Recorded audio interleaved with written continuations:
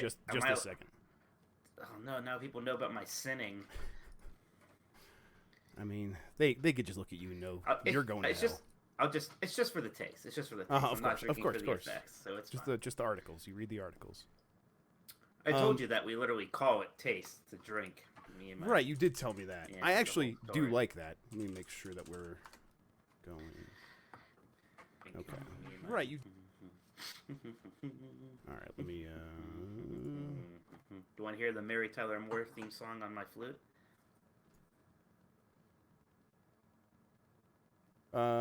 Yes, I do actually. Mm-hmm.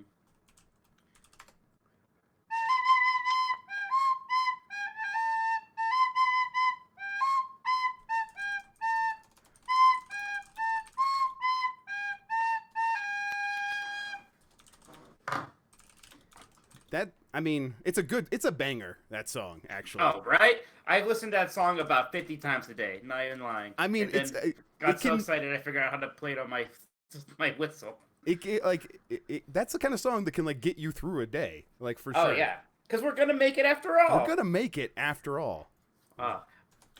Did you know in the first season they're like, it's like this, the chorus is, you might just make it after all? Is that what it is? After season 1, they're like, fuck that. This bitch is making it. She's gonna make it after all. I'm like, hell yeah. Yes, she is. Yes, we are. I've never seen a single episode of that show. Someday, I think in like my late 30s, I'm going to like snap and binge watch the Mary Tyler Moore show, and that's gonna be what I do. That's a good idea. I watched a ton of that on Nick at Night when I was younger. I feel like it wasn't. I watched a lot of Nick at Night, but like what age that. Though? Pretty young. Like when I was watching, it was a lot of like I Love Lucy. Yeah, there's a ton of I Love Lucy for sure. You're probably a good boy though. You probably had like a decent bedtime. I would stay up late and watch it. Maybe I wasn't up quite late enough for the Mary Tyler Moore show. Is my issue. All right, let's do this. I don't want to make you Yes, right. All right, 40 minutes. You got me for 40 minutes. Yes, 40 minutes. We're gonna make it happen right now. 5, 4, 3. It's the internet. You're busy. Let's do this. Welcome to the GamesBeat Decides podcast. This is the podcast where we decide everything about the world of games so you don't have to think for yourself. I'm your host, Jeffrey Grubb, and with me is... It's me, Mike Minotti. I gestured over here. I don't know if that's the right direction for the people watching, but just because you're over there, I'm that monitor when I look over there. So, we don't have a lot of time today because Mike's got to go raid and WoW. I got to go raid, and I'm going to lose my DKP points if I'm late. That's a thing. You lose stuff if you're not on time. Yeah, I don't get all the right points, obviously. God, you're cool. It's good. I don't know what DKP stands for, but I need it. Fair enough. Yeah, I mean, I get that. Dungeon kill points, maybe? I don't know. Yeah. We literally have like a thing in, like an add-on where like it sets up an auction with loot drops, and like we bid with our DKP points that we get for being good boys. Good boys, yeah. Yeah, it's something. I'll tell you what. Got to be those good raid boys. Oh yeah. We're gonna talk about some news. We're gonna talk about some games, and we're gonna get right into it right after I give a little bit of the credits. You can get more from me and Mike at GamesBeat.com. If you have something to share with us, email the podcast at gamespluspodcast@VentureBeat.com. If you're listening on the player widget on the website, you can download this each week with a subscription on Apple Podcasts, Google Play, Stitcher, and more. If you like the show, rate us and tell a friend. And then thank you to Carlos Ayin, who is Insane in the Rain Music on YouTube for the use of our theme song. Also, I got a new show. How Games Make Money, which you can, that's coming out every week on Fridays, I think. And it's just a show where I ask that question. I talk to someone who knows how games make money, and I have them tell me so that I become like incrementally less dumb over time. Is this just like a scheme so you can start actually making money? Because if it is, I need in. Yeah, I mean, totally. Yeah, Mike, you know me. Everything I do is a scheme. Once you find out, let me know. All right, let's get to the news. Does that sound good? Let's do it. All right, so let's get this first thing out of the way, because I just published it right before we started this recording, and it's about the Nintendo Direct. Mike, are you getting antsy for Nintendo Direct? Is that something that's happening? Yeah, it seems like it should be happening. I mean, I feel like I was antsier like 2 weeks ago. Now the March games are flowing, so I'm like, I'm okay. But Right. I'm like, especially once Animal Crossing's out, like, hey, what's happening with Nintendo? What's coming out? Right. So here is what's happening with Nintendo, and even since I published it, like I've talked to a few more people since then, so I'm more confident about like the timeline now than I was even like when I hit published. Because the original story, as written, was like they are definitely working on a Nintendo Direct. It is like they are far along in that process. The date, I'm pretty sure something's happening March 18th next week. It's probably this based on what I've heard, because the games that I've heard associated with it aren't indie games. Now it sounds like they are going to keep their like indie world thing that they did like last GDC in March. Yeah. They're going to do that again next week on probably March 18th, but next week. Then the following week, March 26th, that Thursday, likely that Thursday. Again, it's the week of March 26th. They will have the full General Direct, and that'll have basically their lineup for the rest of this year, most of this year. Probably not like all through the holiday. They'll have more to say at E3, I'm sure. But this is definitely going to get us through the summer. But yeah, I mean, it's happening. It's coming. I'm not going to talk about any specific games, but like I think people should probably like temper your expectations a little bit, I think. Oh, no, that's the opposite I was going to ask. Like, how excited should I get? So, I mean, look, if you're a fan of Nintendo games, they're going to have some Nintendo games. I think that there's a strong possibility that they are games you might have played before. That's the thing. That might be their focus for most of this year. They're going to have some cool stuff, but if you like have been like dying for them to bring back some specific games they haven't done yet, that's probably happening. And even those, it's probably not the biggest bangers that you think that they're going to be. It's not. Well, so Mario 3D World. If it's happening, I haven't heard it. Oh, jeez, really? Like, yeah. What, man? What the heck else then? All right. And I haven't heard. Like, people in chat are asking about like Challenger Pack 6 for Smash. If that's happening, that could be. I have no idea. Most of the stuff that's involved with like what I'm hearing is like specific new game announcements coming to Switch. So maybe Smash is happening. I don't know.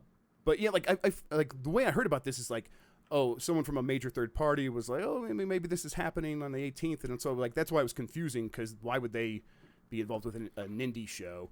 But now the timeline seems a lot more clear. So if people have been waiting for this, you don't have to wait much longer. There will be something next week, and then a bigger thing the following week. So yeah, it's pretty exciting. I'm excited. I've been waiting for a Nintendo Direct for sure. Although I'm like reviewing Animal Crossing right now, so like you, Mike, I'm pretty busy and happy with the games I have. Right. Yeah. Yeah. All right. Let's move on to the rest of the news. Sony is confirming that Horizon Zero Dawn is coming to PC this summer. You excited? I mean, I'm not excited. I mean, I liked that game. I'm not going to play it again on PC. I think it's, interesting. I started it, like, so my problem was I got Zelda for review, and then trying to go back to Horizon Zero Dawn very much for me I remember that. Felt very much like going back for me. It was like, this is a more traditional style game than like the open jazz of Zelda Breath of the Wild, which I fell in love with. And so like at that time, like later in that summer when I was like actually trying to play Horizon Zero Dawn, I could tell like all Sony games made with a ton of craft, something I was really impressed by, just wasn't having a ton of fun with. So on the PC, I might give it another chance. We'll see. And it already has a page on Steam, so it's not like an Epic Games exclusive. Are you surprised by that? No, I mean, I'm not surprised by it. It is weird, but I mean, I figured it would be. I mean, where else? I guess Sony has kind of a relationship with Epic, but right. They're probably just want to get this to as many people as possible. Yeah, so. That might. You know what? That's probably exactly what it is. Like when you said it like that, it's like, sure, they're going to be happy to make money from this game. It's probably more important that as many people as possible play it on PC to get excited about like the potential of playing the sequel on PS5. The sequel that is very clear, like obviously going to like. I'd be shocked if it wasn't announced this year. Yeah, that seems like one of the games where even if it's not at launch, it's like part of the package of what they're selling. It'll be this year's or it'll be the PlayStation 5's infamous Second Son, right? Like that game wasn't a launch game, right? But it was. But I associate that game with launch for sure. Yeah. Oh yeah, absolutely. Yeah. I not much else to say here except for like a couple points brought up by Herman Hulst. I think I'm saying the name right. Who is the new head of Sony Worldwide Studios? he was like, basically they announced this in an interview format, but it was like an interview with someone else who works at PlayStation. They put it on the PlayStation blog, but he was forthright about like what this meant for Sony. It's like this is about getting the like Sony properties like out to more people and making more people aware of them. But this isn't necessarily a thing where like now every first party game is going to end up on PC, and they flat out said they have no plans to do day and date releases on console and on PC. So if stuff comes to PC, there's going to be a delay from after the PlayStation 4 or PlayStation 5 release. Again, I think this is all stuff we expected, but it's like now they're spelling it out. Of course, I people are saying that people are mad about this, and I'm sure they are, but most people just seem kind of like, oh, this is a good idea. Yeah, I mean, I'm sure if you really want to go dig and like go to like I don't know where people get mad anymore, the GameFAQs message boards, is that still a thing? I'm sure somebody somewhere is mad. But... Yes, yeah, I do remember when the Xbox 360 got Final Fantasy 13 when that announcement happened. Oh yeah, I remember a YouTube video of a guy just breaking down, being like, I can't believe they took Final Fantasy from us. We got to do something. We got to get something. We got to do something. We got to get Halo. We got to get Halo on PlayStation. I'm like, oh, honey. Oh, no. I'm so sorry. And I think about that guy sometime. I just hope he's okay.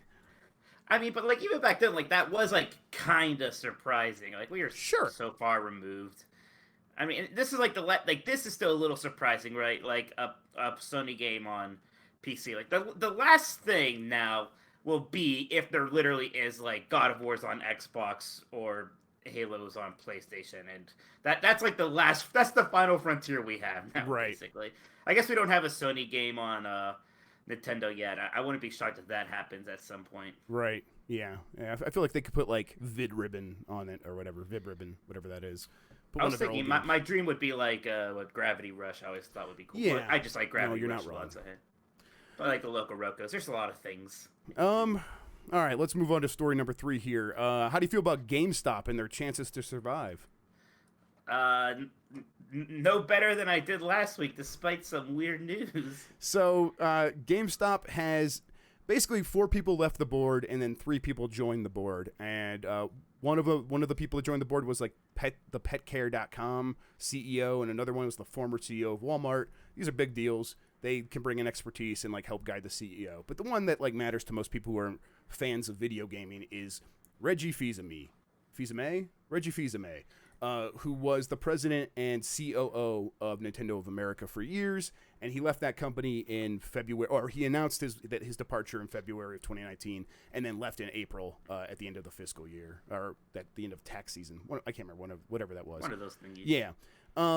But yeah, so he's been spending his time sort of like speaking for very like lucrative speaking fees for the last year, making money that way. Nothing wrong with that. He has like a position on Cornell's communications department where he like gives lectures to students at Cornell University. But now he's on the board of directors for GameStop, and they made it very clear this is about turning the company around. This is about bringing in people who know what they're doing and providing the insight. He'll get some money from this, I'm sure.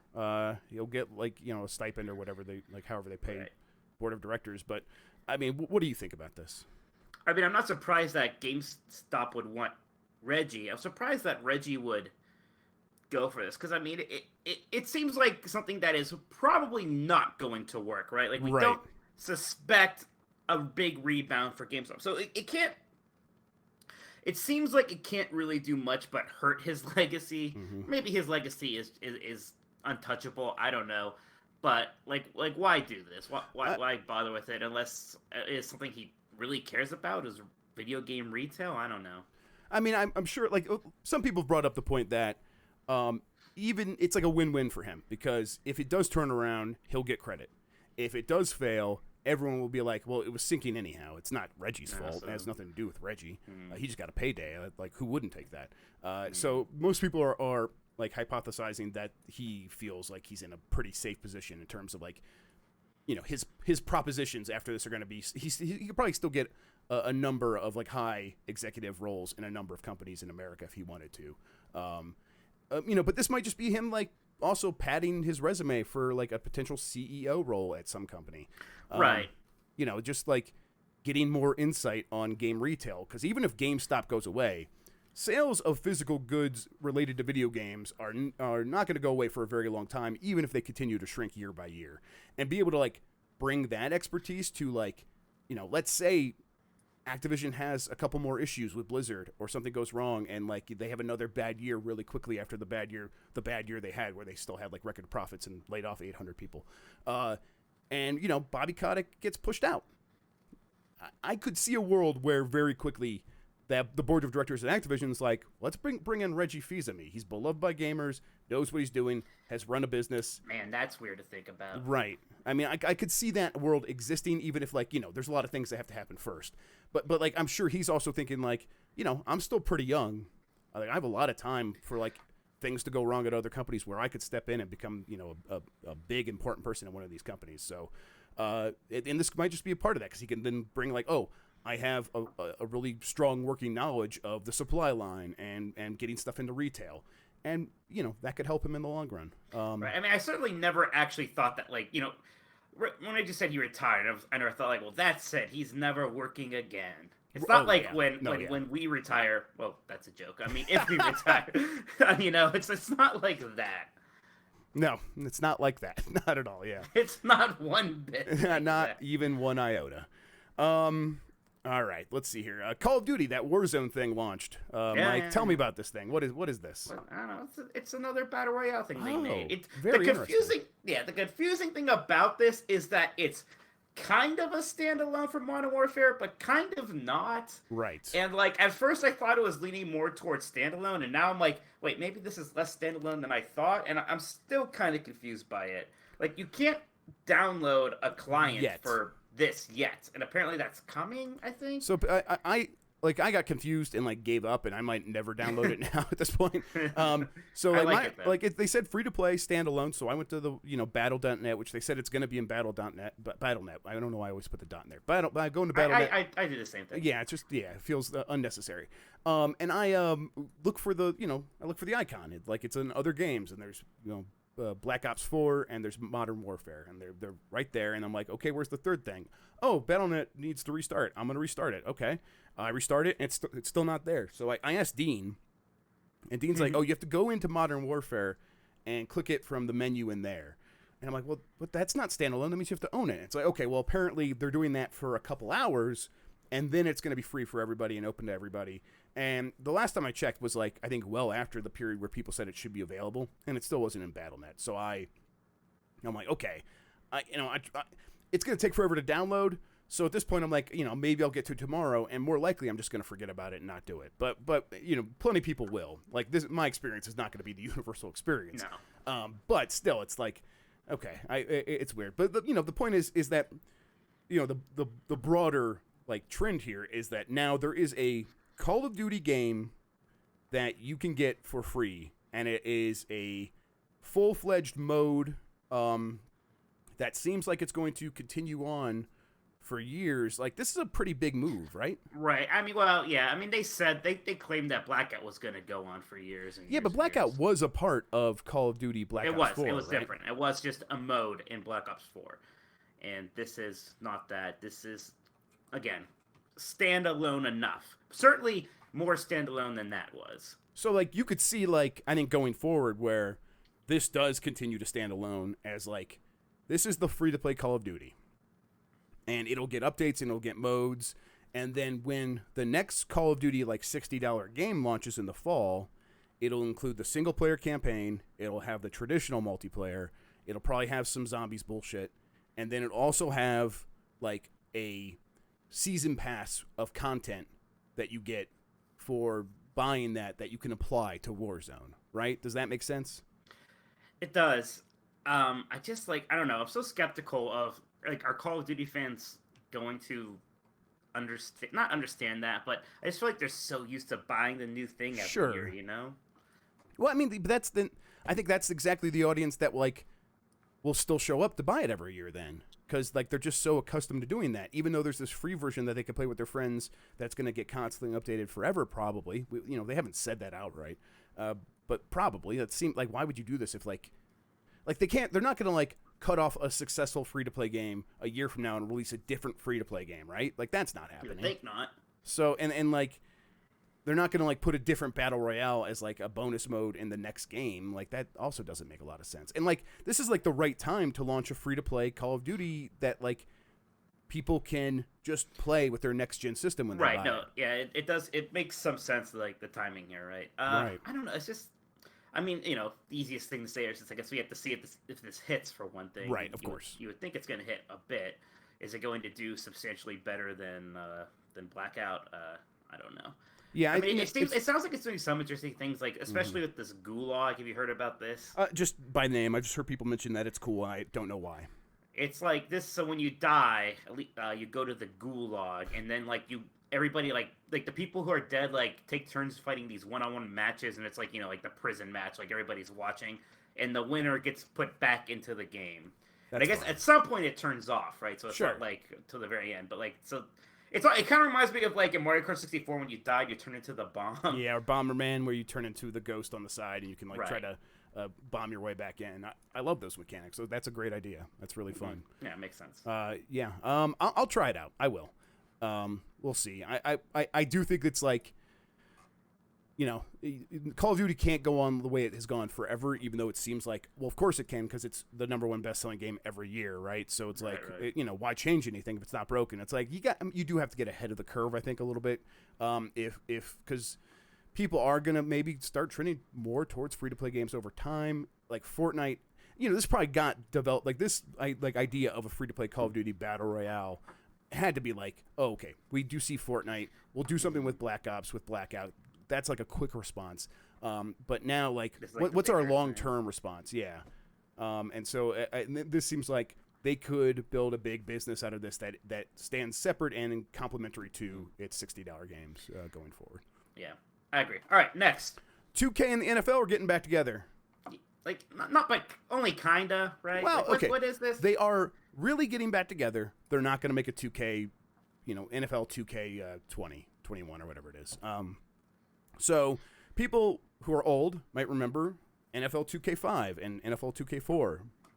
Great football games. They were always like a bit behind Madden, and some years they were far behind Madden. But as things like progressed and got to like 2K4 and 2K5, some people were like, actually these are in some ways better than Madden. And by 2K5, people were like, this is actually significantly more fun than Madden, and also it's $40. So it's like much cheaper than if you were to go with the Madden game. And then EA was like, no, we're going to get an exclusive deal with the NFL to make simulation football games. And that boxed out 2K in any competition. And since then, the only football game in town really has been Madden. Now, 2K and the NFL have reconnected and made a deal to make football games or NFL-related games, but not a simulation game. So they will not be making that NFL 2K game again. At least not until if somehow EA's deal expires. EA still has paid for the exclusivity for that. We'll see if that continues. I bet EA will find the money to do that. So, what does that mean for, like, what is 2K making? They haven't said. They say it's multiple projects, but they specifically said they will announce the developers, the games, the genres, all at a later date. But you can imagine, like, there's a potential there for, like, a Blitz-style game. But then the question is, like, why didn't EA just make a Blitz? Like, how can they be so dumb? And it sounds like, from, like, what I've heard from EA, like, inside of EA, is they are very interested in doing stuff like that. The NFL does not want the Madden company making, like, bone-crunching, hard-hitting, violent games. They also don't want, like, the Madden company putting, like, NFL-related stuff in some of their other games, like shooters. So, like, that's why Fortnite can get away with putting a full Gronk uniform in its game with, like, Ron Gronkowski, like, holding a machine gun. It's fine in Fortnite because it's not the Madden company. But, like, if EA tried to do that like, it would be a problem. They're afraid of the association with, like, the simulation game and, like, spoiling that somehow. So what 2K would provide is a way to make games like that aren't associated, that are separated from Madden. And that they come from a completely different company. They'll have a completely different culture, a different look and feel. And so maybe we do get a Blitz-style game. Or a card game. Who knows? Like 2K has those what's that WWE game? Supercard? Supercard, yeah. I mean, the thing here, it just seems like So yeah, that makes sense. And it seems like it might be like the ever so like slightening, loosening of the grip that EA's had over NFL forever, right? Right. Yes, and that also like that sounds like a little bit of what's happening here. Some people, like what I heard from a source, is that EA had people working on the deal, like, you know, trying to like re-up it. I think the negotiations are due for 2020 or 2021. Like that's when the deal is up. But like two people who were working on that deal in the last month have left to go work for the NFL. And it's like maybe they went to go work and like you know, make this 2K deal happen instead. And it's like, that's, where does that leave EA? And it's like, if EA wants to pay, the NFL will take their money, and you know, if Madden continues to do fine, I highly doubt the NFL actually wants like two competing simulation games. They just want more games. Sure. They want a wider variety of games. So Madden feels pretty safe. But I think, you know, this also, like, you're right though. A loosening of the grip is probably the right way to characterize this, because if EA does screw up, like, there's another company waiting in the wings now. There's another company with an active relationship with the NFL, and they could swing in and do that. So we'll see. More 2K news. All of their titles were like removed from GeForce Now. We don't have to talk too much.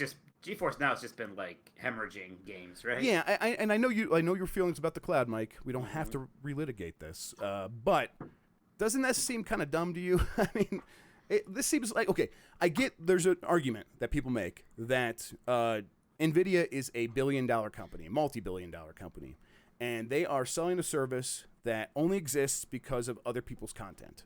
And it seems maybe a little unfair that a billion-dollar company is able to sell a $5 a month like access to your own games that you already own separately and apart from them. And so maybe they should cut in those developers on some of those funds.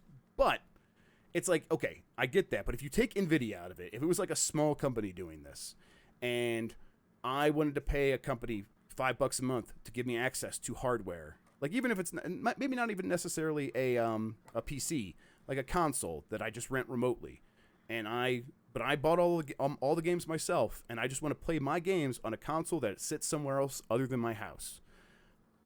It feels very uncomfortable for me, the idea that like developers could then tell me, no, I can't play my own game on that service because they don't have a deal with that company. It's like, this is you're irrelevant here. I already bought the game from you. Just let me play my game where I want. It's more complicated than that, I know, but it like when you get down to it, it feels like it shouldn't be. So it's just frustrating, I think, that like so many developers are reacting this way. Yeah, it's like cloud gaming's bad.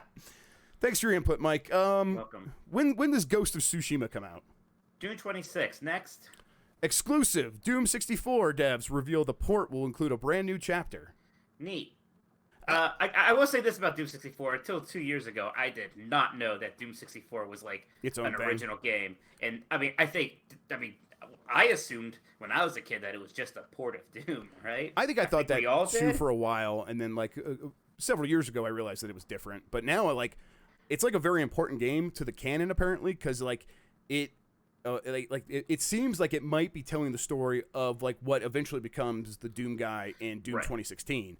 And so adding a new chapter, if they solidified that, and to me that indicates that Doom Eternal is going to have like all of the bullshit lore that I am dying for them to put into this game, because everything they did with like story and atmosphere in 2016 was wonderful. And if they like take that and like are like faux serious about like their lore and like where everything comes from, it's like, I love that shit. Man, I could really like sink my teeth into that. That seems like exactly what they should do with that. So I'm excited, and to me it's the same part of me that like looks at like the Castlevania like timelines on Wiki. I'm like, this is stupid, but yes, I love it. Yes, exactly. Yeah, it's like wrestling stories. Yeah, for sure. So I'm hoping that this is what this is leading into, and this is what it's like flagging. Like, that's what we're doing here. So play Doom 64, and I will. All right. So the Nintendo PlayStation. This thing was supposed to sell for like $1 million. Then it goes up for auction. And it ended up only selling for $300,000 to the original owner of Pets.com. Apparently, he's quite the collector of this gaming kind of stuff. Yeah, and I guess like we could talk about like, oh, what happened there. It just seems like whoever else was going to bid it up. Oh, if I know. Yeah, whoever else was going to bid it up to $1 million just wasn't there and didn't do that. But like, what do you think should happen here? Like, shouldn't he just like put it like give it to like a museum?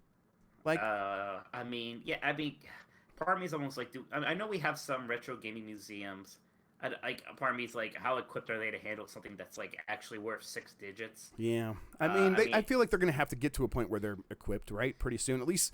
Like, there's a couple of them that are like better than others. I don't know. Yeah, I mean, I don't know. It's kind of weird. Like, part of me, like, there's a part of me that's like, I don't want to say doesn't care, but it's like, you know, the person could just keep this for a while. I think we're still like 10 years That's away fair. from like this must be, you know, in the Indiana Jones, this belongs in a museum. Yeah, Like, I it's mean, going to get there. I mean, if it's it's 10 a years from weird now and like thing, something's right? broken down and like you can't document some certain part of it because we waited, I'll be bummed out. But I don't know if that's likely. I don't know. That's just me. I don't think there's that much to document about the thing. Like, there aren't games for it. I mean, it can like kind of play Right. Super Nintendo games. I think was my understanding. I forget. I saw the video like way back when, but it seems like it was kind of documented already in some ways. So Okay. I don't know. So if that's the case, I'm totally fine with him like keeping Right. it for a while. I would like eventually for it to end up somewhere where people could go and study it if that's what. I they mean, I want to think do. what this prototype basically was Sony's like, look, we made a Super Nintendo, and look, it has a disc drive. Right.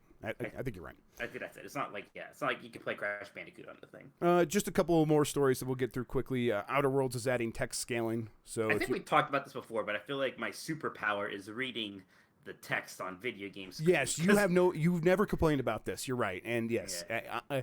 I can read it, but I find it frustrating if it's too small. And I thought the Outer Worlds was too small. For And sure. like clearly, I don't have like fantastic vision, but like I've never had that problem. And then Castlevania Symphony of the Night was released on iOS and Android. And why isn't it on Switch, Mike? That's like it doesn't. I make remember any like sense. I remember I once wrote about Metroidvanias. I was like, the Switch is great. It has all the Metroidvanias, and I just included Symphony of the Night because I assumed it was on there by Right, now. it should be. It's like why isn't it? It's like on everything else.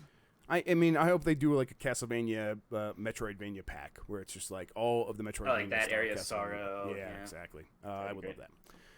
All right, Mike. We've got about 15 minutes. So That's generous. You got like 8 minutes. okay, I've got like 8 minutes.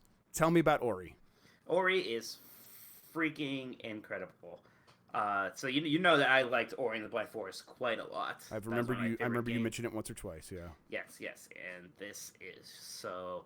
I mean, it is that, but it's a bigger game. Like it feels bigger. It is bigger. It's longer. The addition of like the combat really does help add this dimension. And it was funny you said this to me, and I was feeling it, especially a few hours in. I'm like, this feels a lot more like Hollow Knight.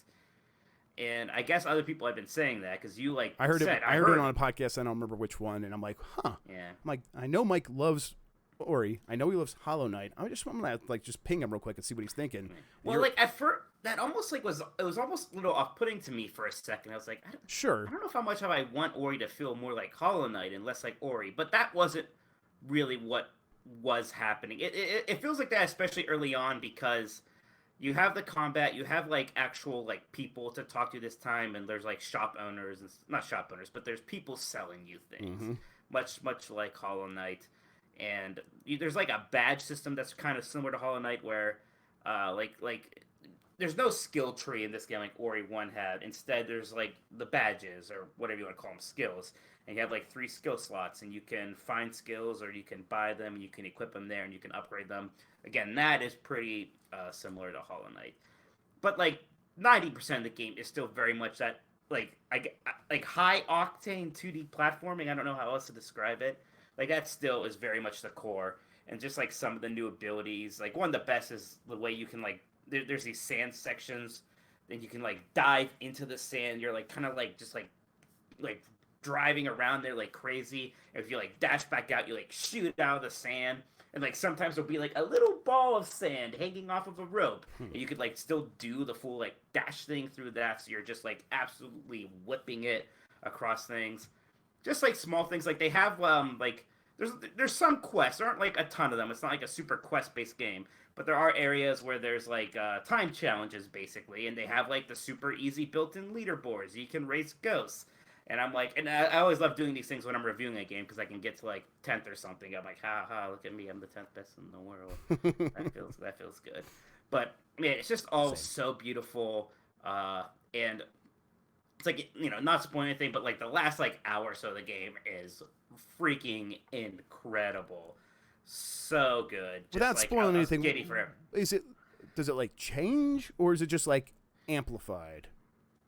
Is it like I'd more s- Ori, or is it just like, oh, it's doing something completely different? I would say amplified. I think it's like the most Ori all of a sudden. It's the most Ori ever could Ori.